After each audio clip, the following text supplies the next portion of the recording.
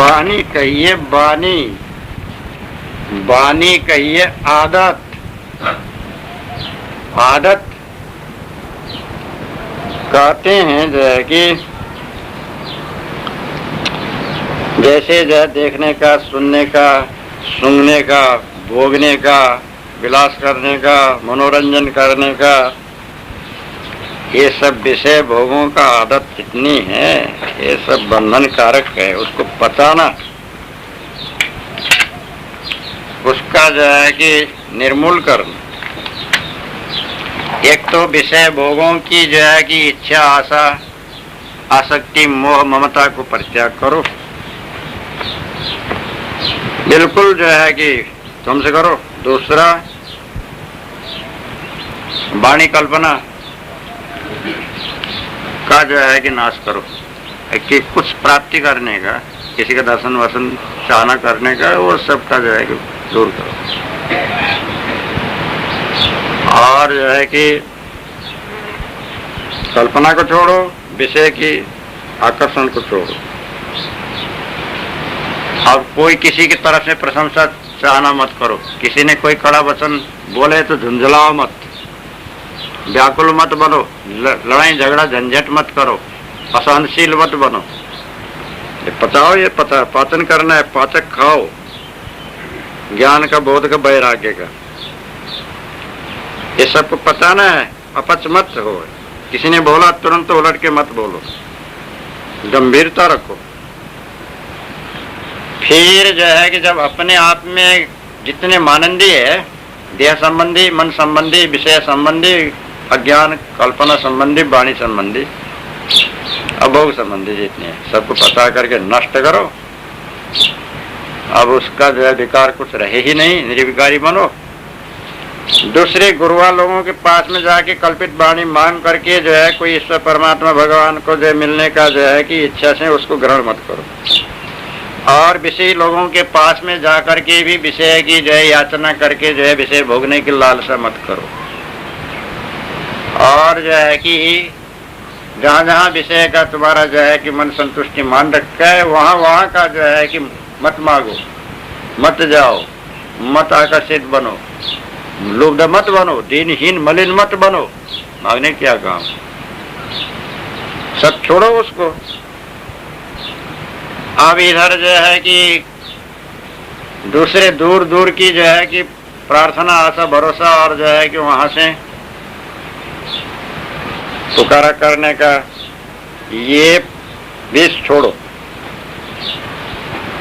पहला तो अपने आप में पचाओ, और दूसरा बाहर जा करके मांग मांग करके मत पियो। अब प्यास होगा तो जरूर मांग के जो है पिएगा। दो प्रकार का होता है, जिसको बाहर मांग के खाने का आदत लगा, वो जो है कि बिना मांगे छोड़ेगा ही नहीं। आदत बुरी बला है। ऐसे ही दूसरे से याचना करने का उतने आदत बिगाड़ रखा है, तो इसको पहले ही त्यागो। दूसरे से जो है मांगो मत, ग्रहण मत करो। और अपने आप के अंदर को जो है पाचन करो, कोई विकार बाकी रहे ही नहीं। निर्विकार, निर्मल, निर्बंध, निश्चिंत, तो ऐसे वर्तमान में बना करके जो जगत में जानना है, जीवन प्रकाशित करने वाला जीवन कला, तो अपने आप को ही जानो। अपने स्वरूप के बाहर और कोई है नहीं, दूसरे को कोई जानने की जरूरत नहीं, मिलने की जरूरत नहीं, कोई सत्य वस्तु है नहीं। चेतन के परे और कोई दूसरा जो है सार नहीं है, तो जीव ही का स्वरूप है। जीव कहो, पारक कहो, चेतन कहो, अविनाशी कहो, अपना स्वरूप कहो, वो एक ही बात है। सिर्फ अपने पानी पचाओ, पानी बचाओ, विषय को पचाओ, कामनाओं को पचाओ, इच्छा, वासना, चाहना, कामना, लोभ, काम, क्रोध, मोह, ये सब को नष्ट करो।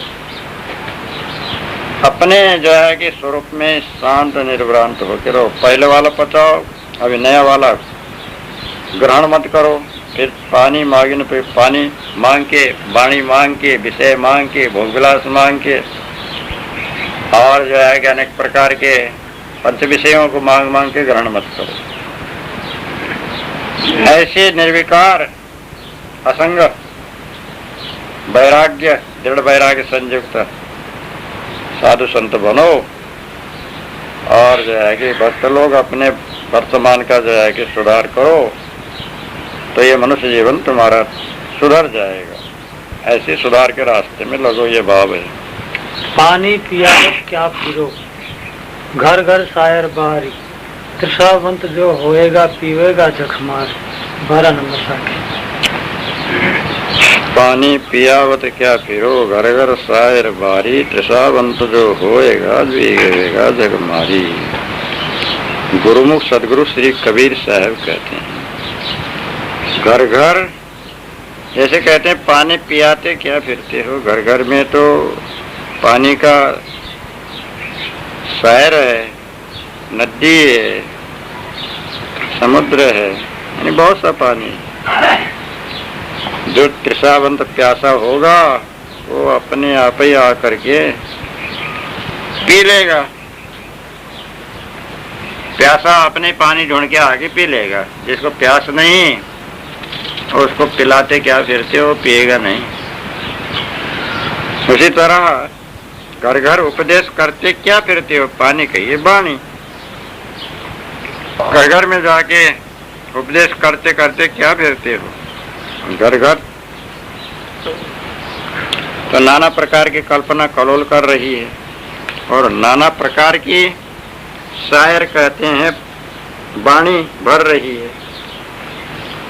शायर, समुद्र, नदी, नालों की पानी वाणी भर रही है। इसलिए जीवों को कुछ होश नहीं।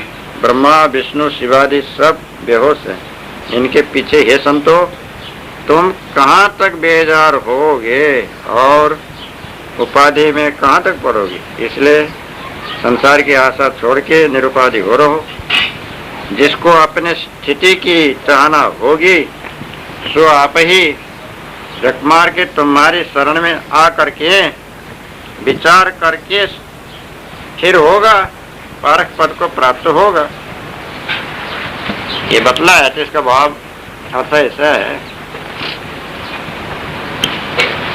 पानी पिलाना, एक तो बाहर का पानी का तो ये तो खाली दृष्टांत तो हुआ। पानी पिलाना कहते हैं कि उपदेश देना, पानी कहिए वाणी।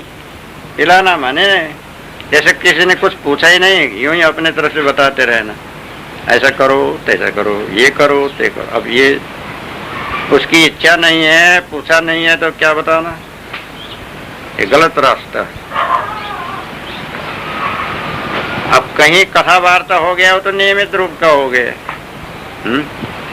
घर घर जाके अब उसका बिना श्रद्धा के और बिना भाव के, बिना इच्छा के उसको क्या सुनाना है, क्या बताना,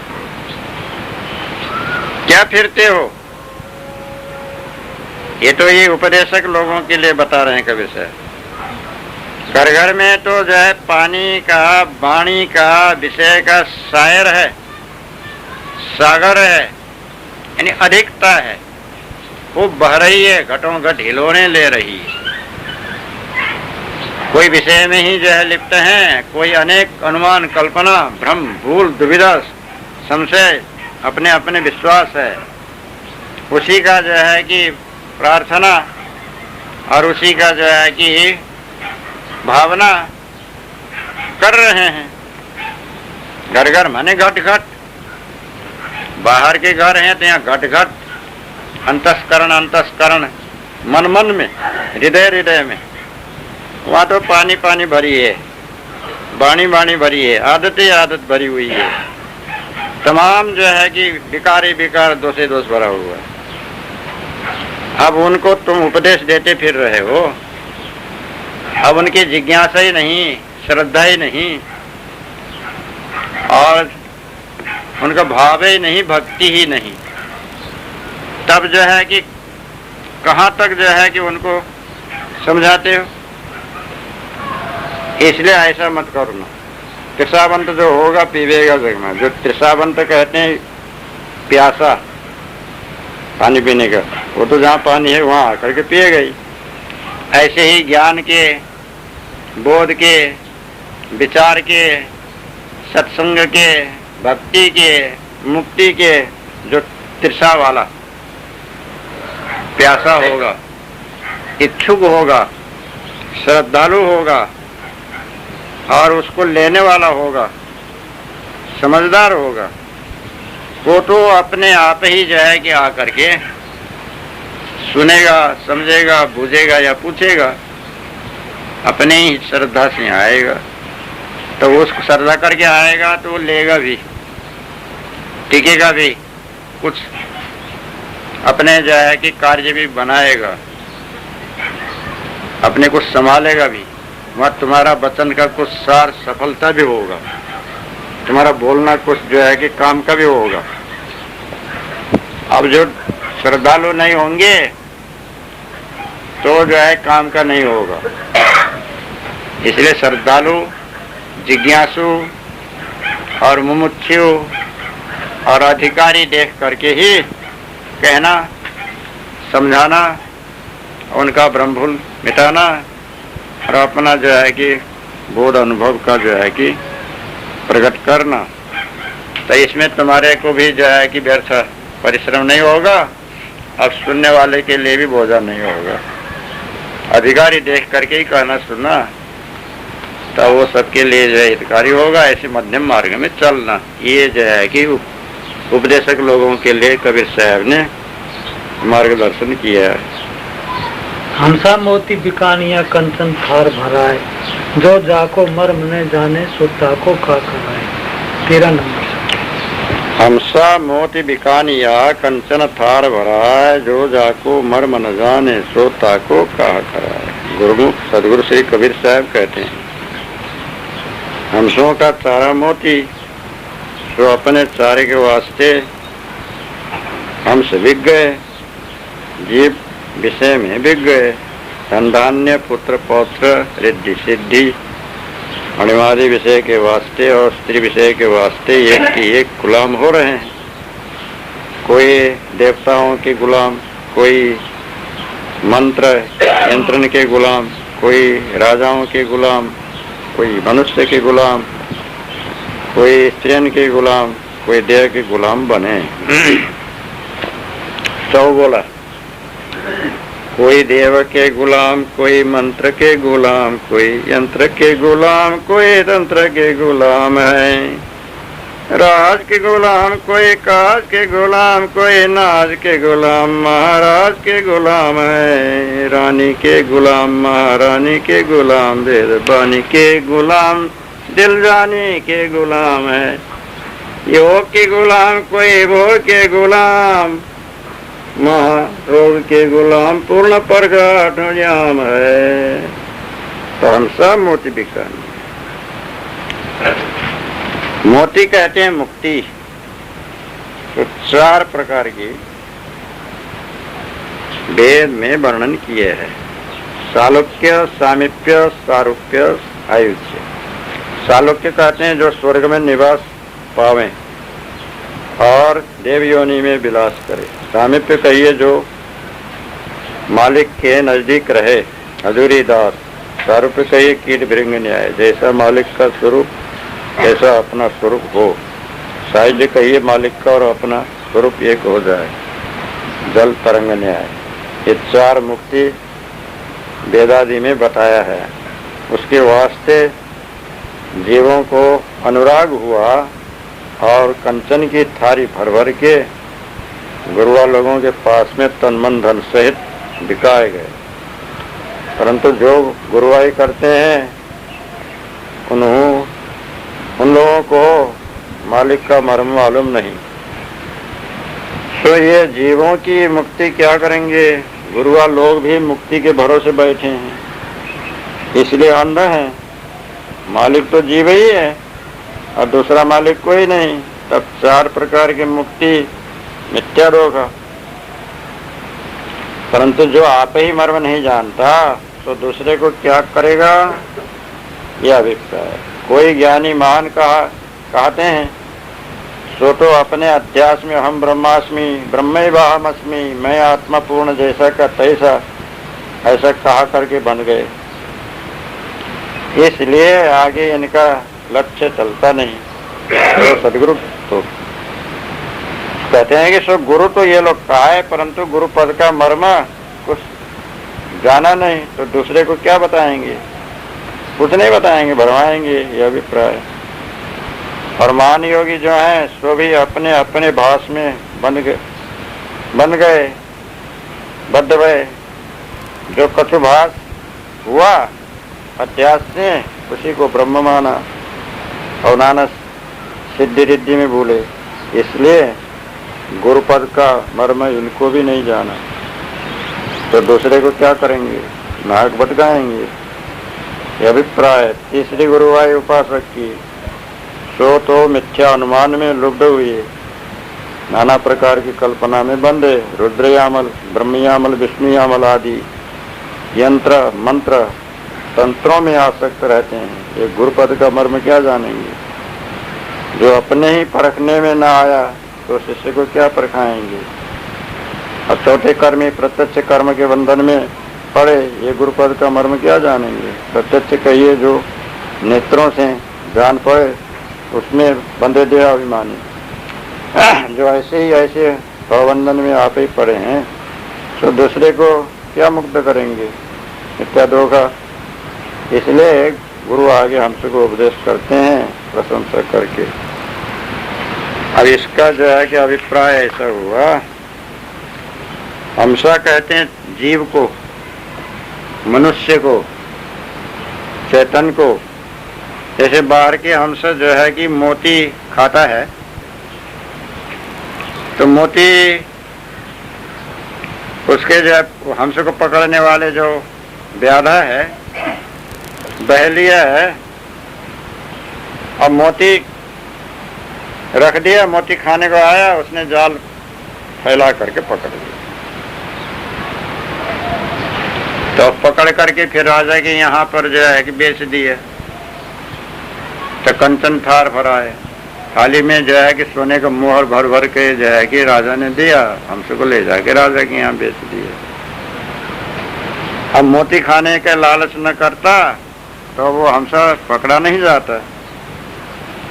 तो जिसका मर्म जो नहीं जानेगा उसको क्या करेगा? ये मुझे बंधन देने के लिए मोती खिलाने को लाया है, ये हमसे नहीं जाना, और वो जो है कि राजा के यहाँ ले जा करके जो है बिक्री कर दी है।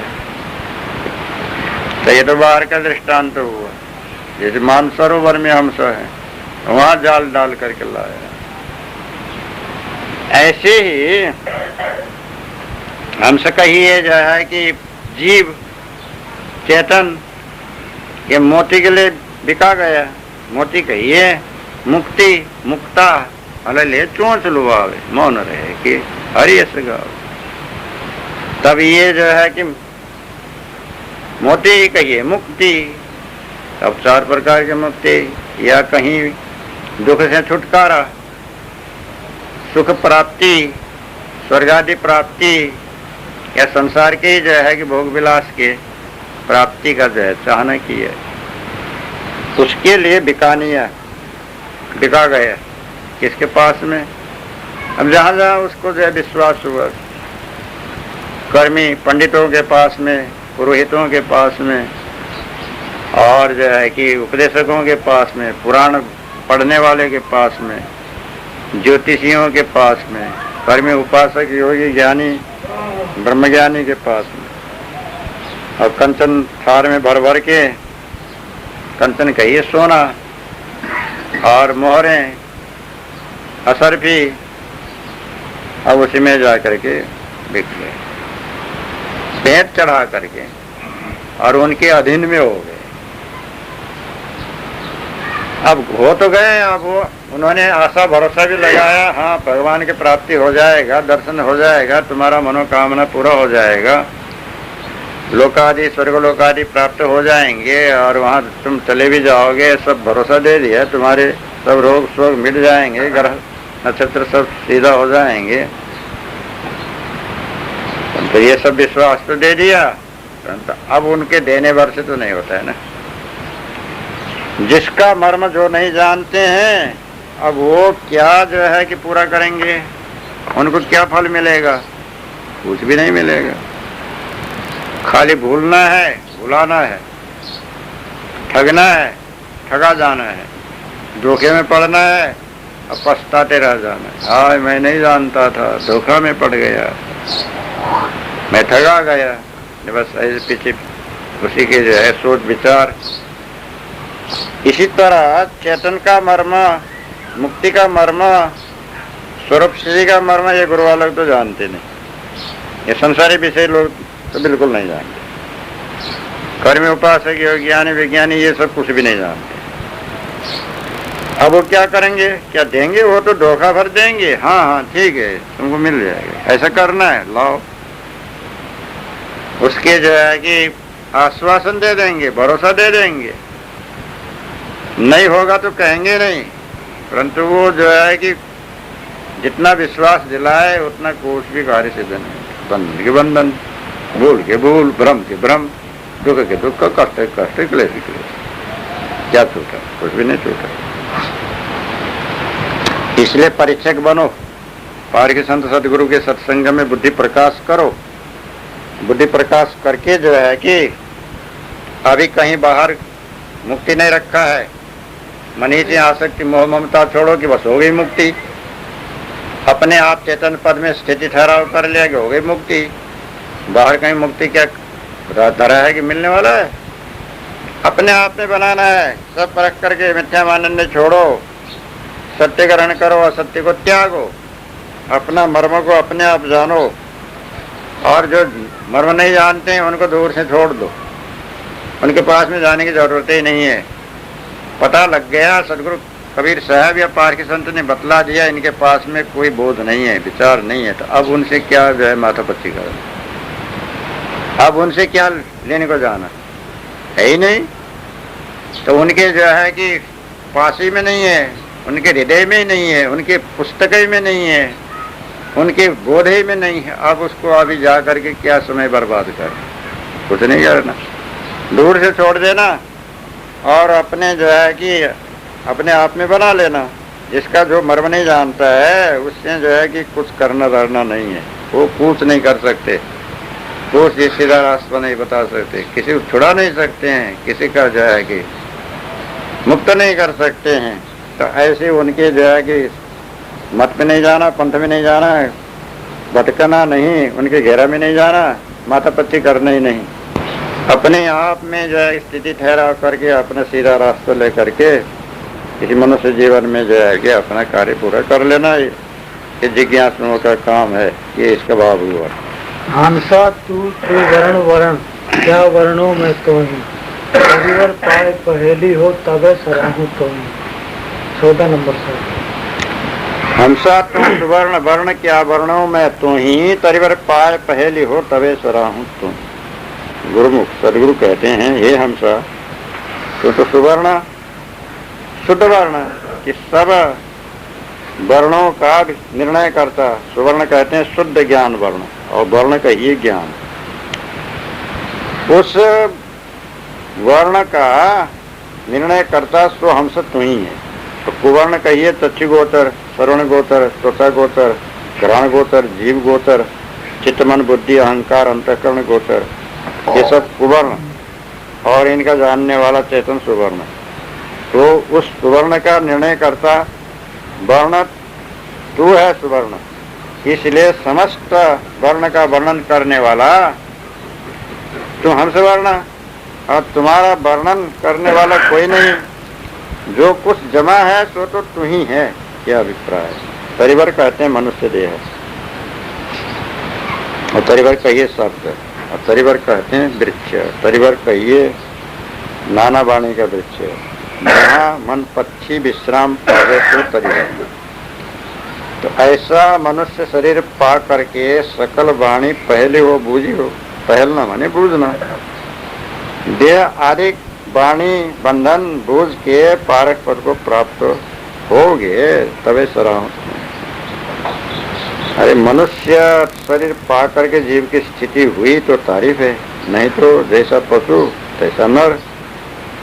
इसलिए फिर हमसे को गुरु उपदेश करते हैं। तो कह रहे हैं कि हे हंस, हे चैतन्य, हे जीव, तुम सुवर्ण है, चेतन वर्ण, ज्ञान वर्ण, आदित्य वर्णम तमसस्तु पारे, जैसे सूर्य अंधकार नहीं रहता है, चेतन में जो है कि जड़पना नहीं रहती। अब क्या वर्णन मैं तुम्हारे चेतन स्वरूप का वर्णन मैं क्या करूं, कार्य क्या करूं, तुमसे क्या करूं। सर्वोपरि जो पृथ्वी में नहीं चेतनता, जल अग्नि वायु आकाश तरसेणु अणु परमाणु कहीं भी जो है कि चेतनत्व का लक्षण नहीं है, वो चेतन तुम्हारे स्वरूप में, वो चेतन ही ज्ञान स्वरूप तुम्हारा है। तो ऐसा है तो तरिवर, यही मनुष्य शरीर, वृक्ष को तरिवर कहते हैं, तरुवर तरिवर श्रेष्ठ वृक्ष।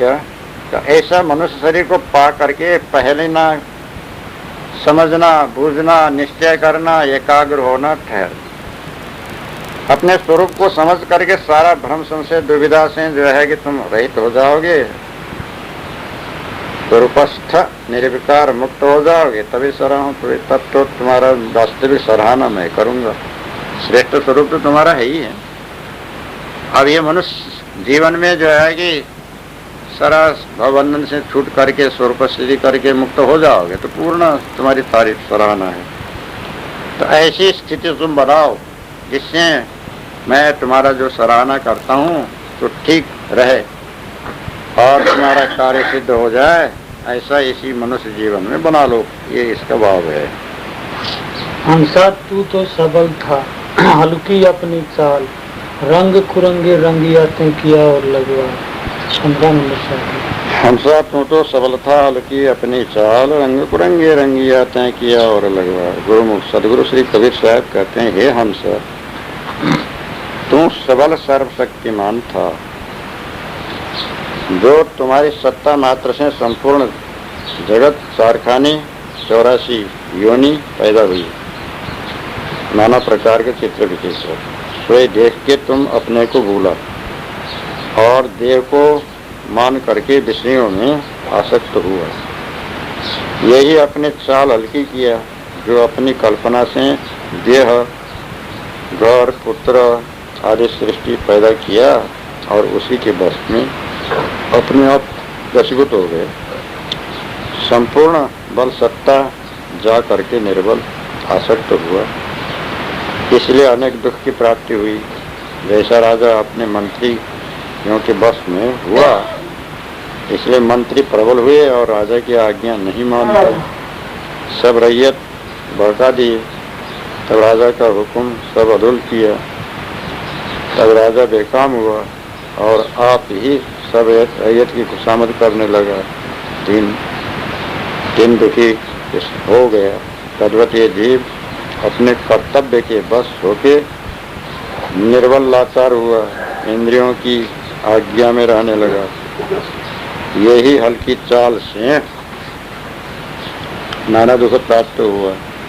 तब दूसरा कर्ता कोई है ऐसा कल्पना खड़ी हुई और नाना कर्म उपासना खड़ी हुई, ज्ञान विज्ञान खड़े हुए।